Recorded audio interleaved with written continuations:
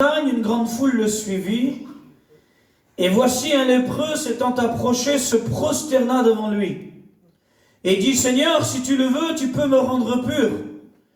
Et Jésus étendit la main, le toucha, et dit, je le veux, sois pur. La Bible va dire que aussitôt, il fut purifié de sa lèpre. Alléluia.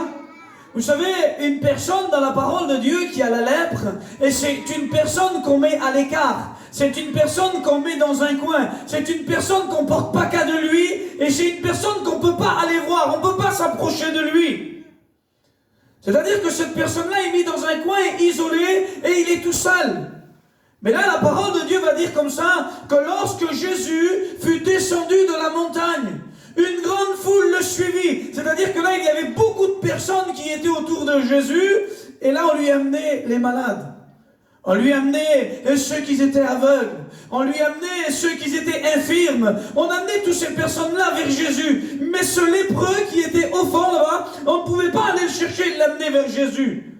Parce que ce lépreux, c'était contagieux, sa maladie. C'est comme aujourd'hui, et je vais peut-être vous faire rigoler, mais c'est comme on dit, quelqu'un qui a le Covid, on ne peut pas y dire, viens à la réunion, on va prier pour toi. On peut le faire, mais on a peur d'être contaminé. Et ce lépreux, la Bible va dire qu'il était dans un coin, tout seul, isolé. Son identité avait changé. Le nom qu'on lui donne dans la parole de Dieu, et c'est simplement le lépreux. Mais certainement qu'il avait un nom, cet homme. Et certainement qu'il devait avoir un nom, qu'on devait l'appeler par son prénom avant. Mais aujourd'hui, il avait changé.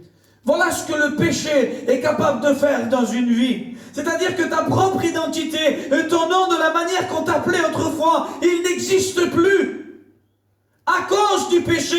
Je m'excuse de ce que je vais dire ce soir pour les anciens, je vous demande pardon.